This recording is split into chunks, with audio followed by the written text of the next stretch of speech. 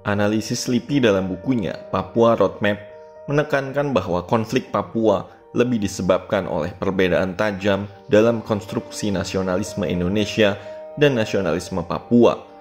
Bagi para nasionalis Indonesia, Papua adalah bagian dari masyarakat Indonesia, terlepas perbedaan-perbedaan ras maupun kebudayaan. Sementara menurut nasionalis Papua, kepapuaan didasari pada perbedaan ras antara orang Indonesia, ras Melayu dengan orang Papua, ras Melanesia. Untuk memperkuat argumentasi rasial ini, ditambahkan pula perbedaan identitas politik dan identitas nasional yang didasarkan atas interpretasi terhadap hukum internasional dan sejarah Papua.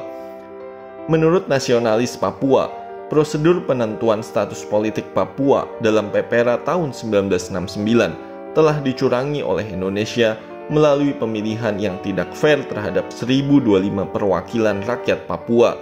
Sebagai implikasinya, hasil PEPERA tidak mencerminkan aspirasi rakyat Papua yang sebenarnya. Selain itu, dalam perspektif nasionalis Papua, negara Papua Barat telah ada dan diproklamasikan sejak 1 Desember 1961. Pada sisi lain, Chauvelle berpendapat bahwa kepapuaan merupakan identitas politik yang dibentuk oleh pengalaman pada masa kolonial dan dikonstruksi sebagai antitesis dari keindonesiaan.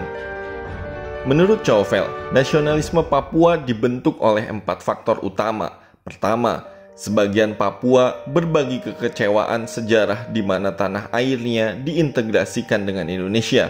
Kedua, elit Papua merasakan sebuah persaingan dengan pejabat-pejabat Indonesia yang telah mendominasi pemerintahan sejak periode Belanda. Ketiga, pembangunan ekonomi dan pemerintah di Papua melanjutkan sense of difference. Keempat, banyaknya pendatang dari luar Papua yang memperbesar perasaan bahwa orang Papua dimarginalisasikan. Merujuk pada Kelly dan Kapal, Covell juga menjelaskan bahwa orang Papua merasa benci karena hanya menjadi objek dalam dekolonisasi tanpa menjadi partisipan, atau digambarkan sebagai decolonization without the colonized. Analisis LIPI ini penting untuk dijadikan sandaran kebijakan pemerintah Indonesia dalam mempertahankan setiap jengkal tanah Negara Kesatuan Republik Indonesia.